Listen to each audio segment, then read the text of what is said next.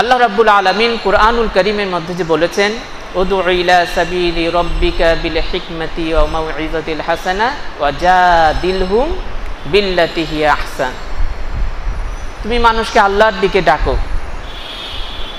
তোমার রবের দিকে ডাকো, বিল হিকমাতে, হিকমতের সাথে, ওয়া মাউইযাতিল হাসানা সাথে, ওয়া জাদিলহুম বিল্লাতি হিয়া আহসান।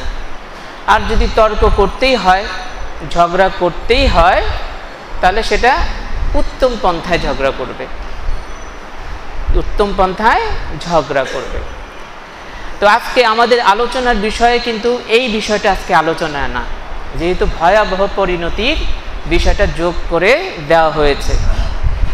ইসলামী দ্বীনের দাওয়াত দেওয়ার ক্ষেত্রে অমুসলিমদের সাথে যদি তর্ক বা ঝগড়া বাঁধে, কিংবা কোথাও কোনো শিরক, বিদআত, এই ধরনের কুসংস্কারমূলক আমল প্রচলিত আছে, আমল জারি আছে, সেখানে আপনি সহি জিনিসটা চালু করতে যাবেন, সঠিক বিষয়টা তাদের এখানে আপনি প্রয়োগ করতে যাবেন, সেইখানে যদি তাদের সাথে তর্ক হয়, সেটা ঝগড়া, নিষিদ্ধ ঝগড়ার অন্তর্ভুক্ত নয়, সেটাকে ফিতনা বলা যাবে না। তাহলে কি বোঝা যাচ্ছে?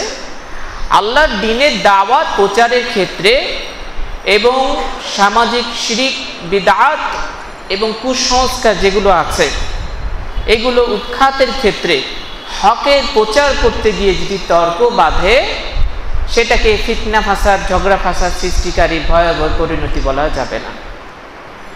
ওটা ইসলামের খাতিরে ওটা বৈধ, তবে ওই সমস্ত ক্ষেত্রেও ইসলামী রীতিনীতি অনুসরণ করেই তর্ক করতে হবে, সেখানে বাড়াবাড়ি করা যাবে। আজকে আমাদের যে বিষয়টা, সেটা হলো মুসলিমদের পারস্পরিক ঝগড়া ফাসাদ, যার কারণে আমাদের ভিতরে একটা অনৈক্য সৃষ্টি হয়েছে। মারামারি, হানাহানি, খুনাখুনি কোনো কিছুই বাদ নেই যে ঝগড়ার কারণে। এই ধরনের ঝগড়ার কি পরিণতি হতে পারে, ইসলাম কি বলে, এই সাইড ঝগড়ার বিষয়টা নিয়ে আজকে আমাদের আলোচনা। যেটা বৈধ পন্থায় সেটা বিষয় না। তো আমরা নিষিদ্ধ যে ঝগড়ার যে পরিণতি আছে, এই বিষয়টায় আলোচনার এত ব্যাপক যে কোন দিক থেকে আমরা শুরু করব, এটা হিসাব মিলানোটাই কঠিন হয়ে যাচ্ছে। মুসলিমদের ঝগড়া আন্তর্জাতিক পর্যায়ে আছে, মুসলিমদের ঝগড়া প্রত্যেকটা দেশে দেশে আছে, আমাদের দেশেও আছে। রাজনৈতিক অঙ্গনে ঝগড়া, অরাজনৈতিক সংগঠনগুলোর মধ্যে ঝগড়া, ধর্মীয় ইসলামী সংগঠনের নামে দাওয়াতি কার্যক্রম পরিচালনা করছে এমন সংগঠনগুলোর মধ্যে পারস্পরিক ঝগড়া, আবার একই সংগঠনে বিভিন্ন কমিটি গঠন নিয়ে নিজেদের ভিতরে ঝগড়া, ঠিক না? সবাই ইসলাম প্রতিষ্ঠা করতে চায়, দাবি একটাই, এতগুলো ইসলামী দল কেন, একটাও তো হতে পারত। পারস্পরিক ঝগড়া না থাকলে কি বিচ্ছিন্নতা থাকে? থাকে না, ঝগড়া কাজ করছে। এই তো হচ্ছে রাজনৈতিক অঙ্গনে এবং সাংগঠনিক অঙ্গনে ঝগড়া, পরিবারে পরিবারে ঝগড়া, ভাইয়ে ভাইয়ে ঝগড়া, মুসলিম প্রতিবেশীর সাথে আরেক প্রতিবেশীর ঝগড়া। কোথায় যাবেন? ঝগড়া কোথায় নাই? মুসলিমদের ঝগড়া কোথায় নেই? স্বামী স্ত্রীর ঝগড়া, বউ শাশুড়ির ঝগড়া, ননদ ভাবির ঝগড়া, সব বাদ দেন। মানুষ একটু শান্তি খোঁজার জন্য মসজিদে আসে, আল্লাহকে একটু স্মরণ করে মনটাকে ভালো করতে চায়, যা কোথাও শান্তি না পাই, অন্তত মসজিদে গিয়ে একটু শান্তিতে আল্লাহকে ডাকি, মনটা একটু পরিষ্কার করে তারপরে ঘরে ফিরে আসি। ওই মসজিদেও ঝগড়া, কোথায় যাবে?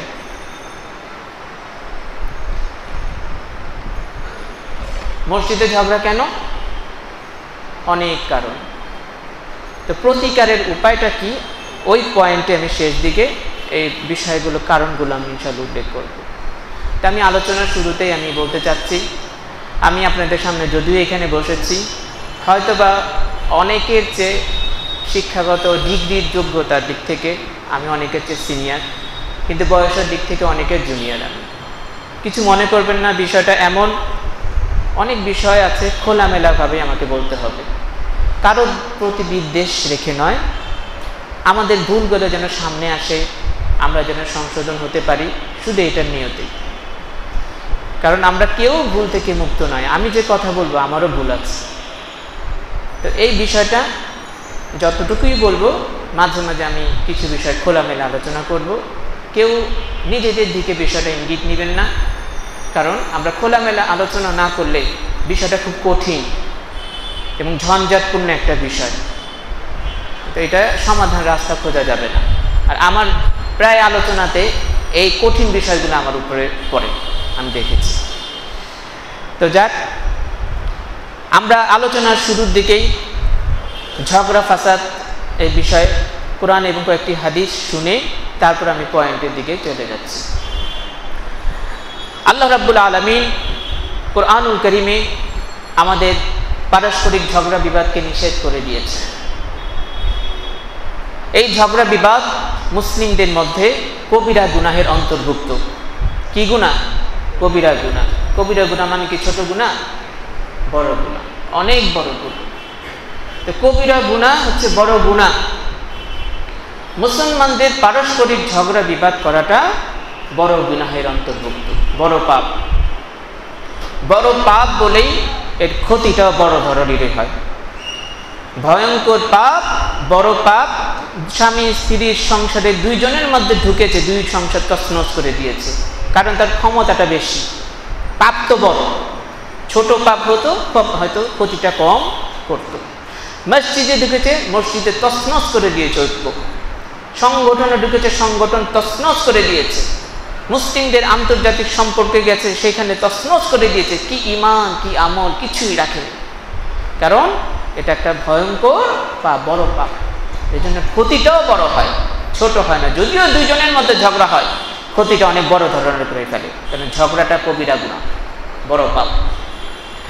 আল্লাহ রাব্বুল আলামিন কোরআনুল কারীমে বলছেন সূরা আনফালের 46 নম্বর আয়াতে, ওয়া আতিউল্লাহ ওয়া রাসূলাহ, তোমরা আল্লাহর আনুগত্য করো আর আনুগত্য করো তার রাসূলের। ওয়ালা তানাযাউ, তোমরা পরস্পরে ঝগড়া করো না, ঝগড়া বিবাদে জড়িও না। যদি মুসলিমরা তোমরা আপোষে আপোষে ঝগড়া করো, তাহলে কি হবে? ফাতাফশালু ওয়া তাযহাবা রিহুকুম, তোমাদের শক্তি কমে যাবে। মুসলমানদের, কাফেরদের অন্তরে যে আমাদের ব্যাপারে একটা প্রভাব ছিল, ভয় ছিল, সেটা নষ্ট হয়ে যাবে। তারা আমাদেরকে ভয় করবে না। আমাদের ঐক্য নষ্ট হয়ে যাবে, শক্তি নষ্ট হয়ে যাবে। আন্তর্জাতিক পর্যায় পর্যন্ত আমাদের প্রভাব প্রতিপত্তি থাকবে না। ওয়াসবিরু ইন্নাল্লাহা মাআস সাবিরিন, বরং তোমরা ধৈর্য ধারণ করো, নিশ্চয়ই আল্লাহ ধৈর্যশীলদের সাথে আছেন।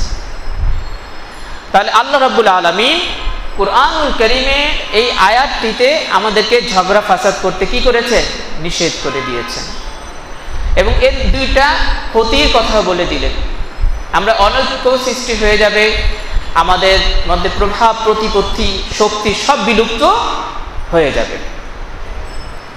ঝগড়া ফাসাদের ক্ষতি সম্পর্কে আব্দুল্লাহ বিন আমর বলেন, আন্না নবী সাল্লাল্লাহু আলাইহি ওয়াসাল্লাম قال আরবাউন মান কুন্না ফীহি কানা মুনাফিকান খালিসান, চারটা বৈশিষ্ট্য যার মধ্যে থাকবে সে খাঁটি মুনাফিক, খাঁটি মুনাফিক। ওমান কানাত ফীহি খাসলাতুন মিনহুন্না কানাত ফীহি খাসলাতুন মিনান নিফাক হাত্তা ইয়াদাহা, আর যার মধ্যে চারটার যে কোনো একটা থাকবে, যতক্ষণ পর্যন্ত ওই বৈশিষ্ট্যটা তার মধ্যে থাকবে ততক্ষণ পর্যন্ত মুনাফিকের তার মধ্যে একটা বৈশিষ্ট্য থেকে গেল। সেটা কি হচ্ছে? ইযা তুমিনা খানা ওয়া ইযা হাদাসা কাযাবা ওয়া ইযা আহাদা গাদরা ওয়া ইযা খাসামা ফাজারা। শেষের কথাটি হচ্ছে আমাদের আলোচনার বিষয়। যখন সে ঝগড়া করে তখন গালাগালি করে। ঝগড়া করলে কি দেয়? গালি দেয়। অনেক ভালো মানুষও দেখা গেছে, নামাজি দিনদার মানুষ, ঝগড়া করেছে, রেগে গেছে, এখন গালাগালি শুরু করে দিয়েছে। তো এটা কি? ঝগড়া ফাসাদ করাটা মুনাফিকের লক্ষণ। উবাদা ইবনে সামিদ বলেন, খারাজান নবী সাল্লাল্লাহু আলাইহি ওয়াসাল্লাম ইখবিরানা বিলাইলাতিল কদরি ফাতালাহা রাজুলানি মিনাল মুসলিমিন।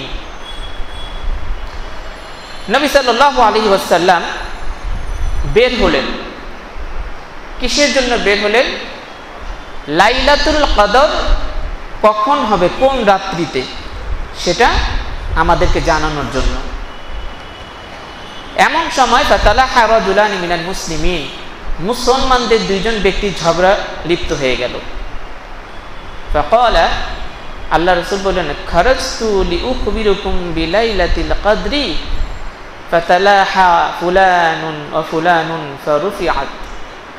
আমি বের হলাম তোমাদেরকে লাইলাতুল কদর কোন তারিখে হবে বা কোন রাত্রিতে হবে এটা তোমাদেরকে জানানোর জন্য। আর এমন সময় ওই অমুক ব্যক্তি আর অমুক ব্যক্তি ঝগড়ায় জড়িয়ে গেল। এই ঝগড়ার কারণে ওই ডেটটা যে কোন দিন বা কোন রাতে, মানে কোন রাতে, কত তারিখের কোন রাতে, সেটা উঠিয়ে নেওয়া হয়েছে, আর জানানো হলো না। তাহলে কি বোঝা যাচ্ছে? ঝগড়া করলে ভালো জিনিসও চলে যায়, হাতছাড়া হয়ে যায়। ঝগড়ার একটা কি ক্ষতি না? এটা ক্ষতি। আপোষের ঝগড়া করলাম, একটা ভালো জিনিস যাও হাতের কাছে আসছিল সেটা ছুটে গেল। যেমন লাইলাতুল কদরের তারিখটা ওই ঝগড়া করলো, রুফিয়াত, উঠিয়ে নেওয়া হলো, জানানো হলো।